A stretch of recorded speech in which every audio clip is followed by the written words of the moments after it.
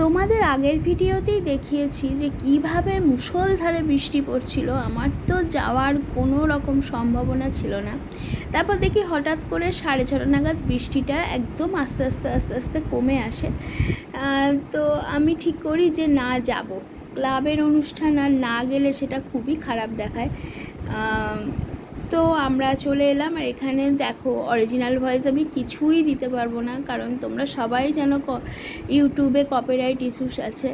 তো সবাই এত ভালো সুন্দর গান গেয়েছে, কবিতা বলেছে, তোমাদের যদি সত্যি শোনাতে পারতাম তোমরাও বলতে যে হ্যাঁ সুন্দর।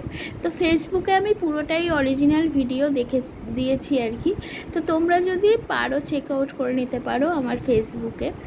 আর সেখানেও আমাকে কপিরাইট দিয়েছে, বলেছে কপিরাইট খেলে জানো তো যে কোনো জায়গার চ্যানেল বলো প্রোফাইল বলো খুব ক্ষতিগ্রস্ত হয়। কিন্তু আমার মনে হয়েছে যে না ঠিক আছে চলো, ক্লাবের প্রোগ্রাম সেখানে একটু দেওয়াই যায়, কিন্তু ইউটিউবে যেহেতু আমি নিউ কামার, আমি ইউটিউবে কিচ্ছু দিতে পারবো না, তাহলে আমাকে কপিরাইট মেরে তো এমনই অবস্থা, উঠতেই পারছি না, তার মধ্যে কপিরাইট খেয়ে গেলে আরও বিশাল সমস্যা হয়ে যাবে। তো এখানে যে গান গাইছে বা যে পাঠ করছিলেন ওনারা একটু বাইরে থেকে এসছেন, ওনারা আমাদের পাড়ার কেউ নন।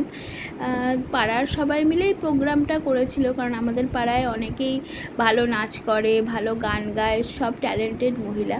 কিন্তু এখানে যেনারা বলছেন বা গান গেয়েছেন ওনারা একটু বাইরে থেকে এসছেন, বাট কোথা থেকে এসেছে আমি জানি না, কারণ আমি যেহেতু অনেকটা লেটে পৌঁছেছি, তো সুতরাং আমার শোনা হয়নি যে কোথা থেকে ওনারা এসেছেন। আর এই অরিজিনাল ভয়েস দিতে না পারলে না আমার খুব বিরক্ত লাগে, কারণ ভয়েস ওভারে প্রচুর বকতে হয়। মাঝখানে তো ভাবি আমি কী নিয়ে বকবো। তো এখানে একবার রবীন্দ্রসঙ্গীত হচ্ছিল, একবার নজরুলগীতি হচ্ছিল।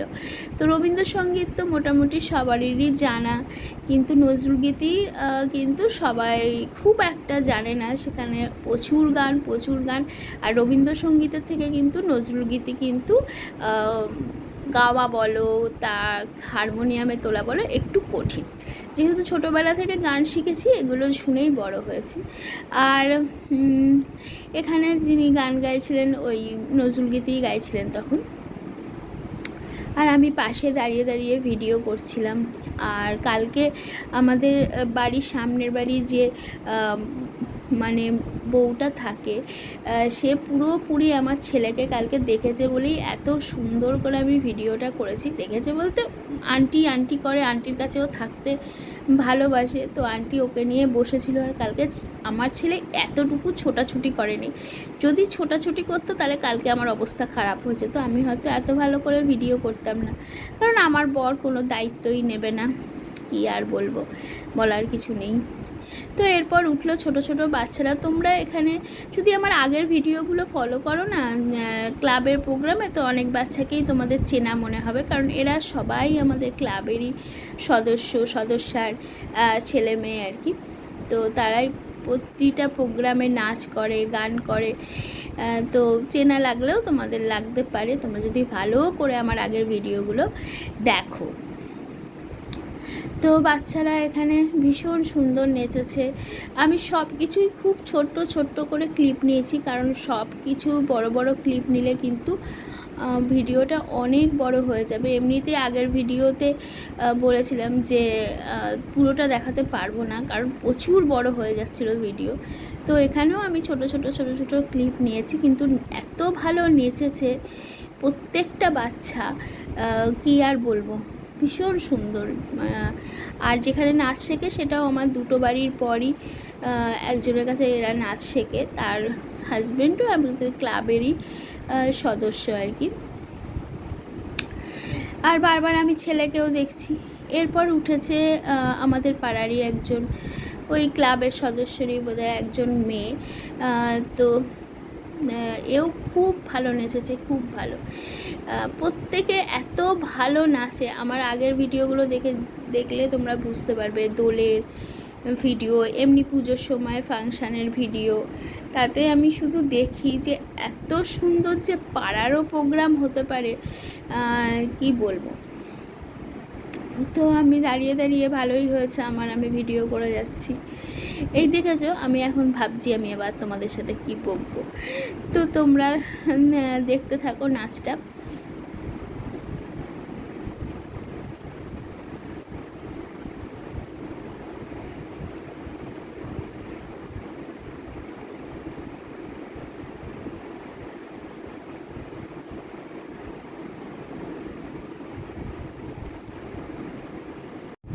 তো আগের ভিডিওতেই বলেছি যে 500 টাকা করে চাঁদা তুলে তারপরে এই প্রোগ্রামটা হয়েছিল। দেখো, সবাই একটু সাহায্য না করলে একটা ভালো প্রোগ্রাম, যদি সেটা ছোটোখাটোও হয়, সেটার মধ্যে যদি কিছু সাহায্য না থাকে সেই প্রোগ্রামটাও করা যায় না। কিন্তু আমাদের পাড়ার প্রত্যেকে এত ভালো, এত ভালো, মানে কেউ কেউ তো বেশি বেশি টাকাও দিয়ে দেয়। হ্যাঁ, পয়সা অনেকেরই থাকে কিন্তু মন থাকে না। কিন্তু আমাদের পাড়ার ক্লাবে যারা সদস্যজন আছে তাদের খুব বড় মন। কালকেও তেমনি ছিল, এইসব বাচ্চারা পারফরমেন্স করেছে, তাদের প্যাকেট ছিল, তারপর তাদের জন্য কোল্ড ড্রিঙ্কস ছিল। কোল্ড ড্রিঙ্কস বলতে বাচ্চারা তো আর কোল্ড ড্রিঙ্কস খায় না, ফ্রুটি বা ফ্যান্টা এরম টাইপের, মাজা এরম টাইপের ছিল। তারপর সকলকে যারা এসেছে ওখানে দর্শকের আসনে যারা বসে দেখছিল তাদেরকে সবাইকে চা বিস্কুট দেওয়া হয়েছিল। আর লাস্টে ছিল লটারি, মানে একজন মহিলা এসেছিলেন, উনি এখানে বলছিলেন যে সে নতুন গার্মেন্টসের দোকান খুলেছেন, অনলি ওম্যান বা অনলি গার্ল, 15 বছর বয়স থেকে 50 বছর বয়সে মহিলাদের সমস্ত জামা কাপড় উনি এখানে মানে দোকান করেছে আর কি। তো উনি বললেন আমরা একটা লটারির ব্যবস্থা করেছি, সেই লটারিতে যার নাম উঠবে, পুরস্কার ছিল 500, 1000 to 200, মানে তুমি 1000 টাকারও কুপন আছে, 500 টাকারও কুপন আছে, 200 টাকারও কুপন আছে, এরকম আর কি। তো সবাইকে বলল যে তোমরা সবাই নাম লেখো, সেই নাম লিখে জমা দাও, কুপনে যার নাম উঠবে সেই পাবে। তো আমিও সেখানে জমা দিয়েছিলাম। নিছকই খেলার ছলে এত মানুষ জমা দিচ্ছে। তারপর লাস্ট অবধি আমি ভিডিওতে থাকতেও পারিনি, এরপরেও অনেক প্রোগ্রাম হয়েছে আমাদের পাড়ায়। সবসময় যিনি গান করে মহিলা, খুব সুন্দর মতো, তো ও গান আমি শুনতে পারিনি কারণ অনেক বেজে যাচ্ছিলো, প্রায় 10:30 কাছাকাছি বেজে যাচ্ছিলো। ছেলেকে খাইয়েছিলাম তখন প্রায় 7টা, 7:30 নাগাদ। ওর তো আবার খিদে পেয়ে যাবে, তার জন্য আমি চলে এসেছিলাম। এই যে মহিলা কথা বলছেন, এই মহিলার কথাই আমি বলছি। উনি সেটাই বলছেন যে কুপনের ব্যবস্থা করেছি, আমি নতুন দোকান করেছি, তো এইভাবে উনিও এখানে স্পন্সর করেছেন হয়তো। তো এটাই ছিল। তো লটারিতে আমার যে সামনের বাড়ি বললাম, সে যে আমার ছেলেকে খুব ভালোবাসে, কোলে নিয়ে বসেছিল, তো ওই মহিলাই পেয়েছেন কালকে লটারিতে। আর পাশে আবার আসলে আমাদের বাড়িতে আমার ছেলেকে নাম দেওয়া হয়েছিল, ডাক নাম শাম্ব। তো যেহেতু আমার বরের নাম কৃষ্ণ, সেই জন্য কৃষ্ণর পুত্র শাম্ব। তো শাম্বর নামটা আমার খুব একটা পছন্দ না, কারণ সত্যি কথা বলতে কৃষ্ণের ছেলে শাম্বর চরিত্র একদম ভালো ছিল না, উনি খুব বাজে ছিলেন। আমরা যেটুকু পুরাণে পড়ে পাই আর কি, আমি ভুলও হতে পারি, কিন্তু যেটুকু আমি শ্রীকৃষ্ণ দেখেছি সিরিয়াল বলো বা সেটাতে, শাম্ব কিন্তু খুব ভালো লোক ছিল না। কৃষ্ণকে সবসময় হিংসা করতো, তার নিজের বাবার ক্ষতি করতে চাইতো। তো আমি এই নামটা একদম পছন্দ করি না বলে আর বাড়িতে কেউ ডাকে না, কিন্তু শাম্ব বলে ওরা ডাকে। তো ওই মহিলা আর কি, ও আমার থেকে অনেকটাই ছোট, তো ওর নাম সাবর্ণী। তো ও আর কি নিজে সাবর্ণী নাম লিখেছে আর ব্র্যাকেটে লিখেছে শাম্ব। তো দুজনা মিলেই ওর যে পুরস্কার পেয়েছে আর কি, পুরস্কার বলতে বাচ্চাদের তো কোনো ওখানে গার্মেন্টস নেই আর কি, ও পেয়েছে, ওর নামটা লটারিতে উঠেছে। কালকে আমার বর একদম লাস্ট অবধি ছিল, যেহেতু ক্লাবেরও সদস্য, আর ক্লাবের একটা প্রোগ্রাম তো অনেক কাজ থাকে, অনেক দায়িত্ব থাকে, তো একদম লাস্টে ফিরেছিল। তো তখনই এসে আমাকে বললো, বললাম বাহ, খুব ভালো। তো আর এই যে একে আমি কখনো দেখিনি পুজোয়, হয়তো এসেছে, আমি অত লক্ষ্য করিনি। তো এরা হলো ভাই বোন, এটা হলো বোন, আর ও হলো দাদা। তো দুজনে মিলেই কালকে গান করলো, খুব সুন্দর গান গেয়েছে দুজনেই। আর তোমাদের আবারও বলছি, তোমরা যদি এগুলো পুরো শুনতে চাও তাহলে আমার ফেসবুকে যেতে পারো। আমার ফেসবুকের আইডি হলো সুজিস্মিতা চ্যাটার্জি ব্যানার্জি। তো তোমরা গিয়ে চেক আউট করতে পারো, তাহলে প্রত্যেকটা গান, নাচের সব তোমরা অরিজিনাল ভয়েস শুনতে পাবে। তো দেখতে পারো যদি তোমাদের ইচ্ছা থাকে। আর কি, প্রত্যেকটা অনুষ্ঠান আমাদের ক্লাবে এত ভালো হয়, এত ভালো হয়। তো এবারেও আমি পুরো ভিডিও করে ফেসবুকে দিয়েছি, ইউটিউবে দিয়েছি। ইনস্টাগ্রামে কি হয়েছে আমি বুঝতে পারছি না, ইনস্টাগ্রামে কোনো কিছু পোস্ট হচ্ছে না, হয়তো কোনো প্রবলেম হয়েছে। তো ওটাতে এখনও আমার দেওয়া হয়নি, নাহলে আমি আমার যেটুকু প্রোগ্রাম আমাদের ক্লাবে আশেপাশে হয় আমি সবটুকুই সোশ্যাল মিডিয়াতে দিতে ভালোবাসি আর কি। আর কারোর কোনো আপত্তিও থাকে না যে আমার ভিডিও দেবে না, আমার ভিডিও করবে না, এরকম থাকে না। তো এই মেয়েটা গানটা আমার মনে আছে, এসো শ্যাম হলো সুন্দর, গানটা এত ভালো গেয়েছে না, মানে কি বলবো। আর এটা ওই যে আন্টি আমার সামনে বাড়ি, ওই যে মহিলার কথা বললাম, ওনার শাশুড়ি। তো উনি একজন কবিতা পাঠ করছিলেন, কাজী নজরুল ইসলামের বিদ্রোহ। তো খুব ভালো বলেছেন, বাট সবই ছোট ছোট ছোট ছোট ক্লিপই আমি নিয়েছি, কারণ বেশি বড় বড় ক্লিপ নিলে তো অনেক বড় হয়ে যাবে, তোমাদের আগেই বললাম। তো বেশি সবার সম্পূর্ণটা আমি নিতে পারিনি। এটা হলো ক্যামেরায় হলে এটা হতো, বাট আমার তো ক্যামেরা না, আমি মোবাইল দিয়েই ভিডিও করি, মোবাইল দিয়েই এডিট করি, সবই আমার এই মোবাইলই। তো লাস্টের দিকে অনেকে চলেও গেছিলো, কারণ দেরি হয়ে যাচ্ছিলো। আমি যখন বাড়ি এসেছি তখন প্রায় 10:40 মতো বাজে। তো ছেলেকে খাওয়াতে হবে, বসে থাকলে তো আমার চলবে না। আর এখানে যারা উঠেছিলেন এনারা শ্রুতি নাটক বলতে উঠেছিলেন। সত্যি কথা বলতে নাটক আমার খুব ভালো লাগে, নাটক, সিনেমা, সিরিয়াল সবই আমার মোটামুটি লাগে। তো এখনকার সিরিয়াল আমার বিরক্ত লাগে, আমি দেখি না খুব একটা।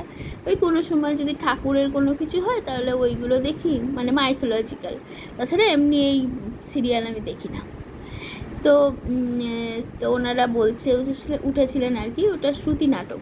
তো শ্রুতি নাটক আমার খুব একটা ভালো লাগে না, তাই আমি বেশিক্ষণ ক্লিপ নিইনি, জাস্ট একটুখানি ক্লিপ নিয়েই ছেড়ে দিয়েছি। আর এখন ওই সব লটারিতে নাম লেখা চলছে, এদের নাম লিখছে, কেউ কেউ ভিডিও করছে।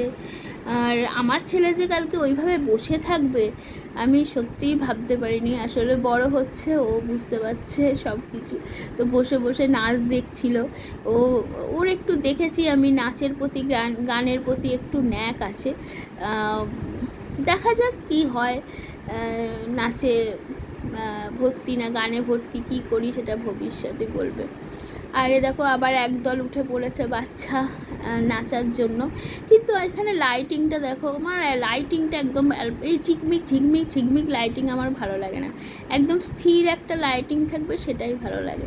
কিন্তু নাচের জন্য এরম ব্যাকগ্রাউন্ডই চলে। ছোটোবেলায় দেখেছি আমার বোনেরা নাচ করতো, তখন দেখেছি তারাও যখন স্টেজে উঠতো তখনও এরকম ঝিকমিক ঝিকমিক ঝিকমিক ঝিকমিক লাইট জ্বলতো।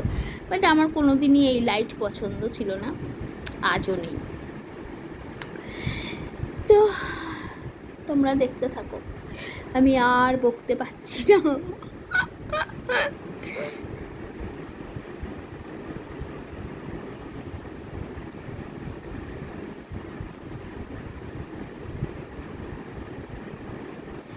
আর এই যে মহিলাকে দেখছো কলকাতা শাড়ি পরেছে, মানে এই কলকাতা বলছি, অওয়া কখ শাড়ি পরেছে। এই শাড়িগুলো না আমার ভীষণ ভালো লাগে।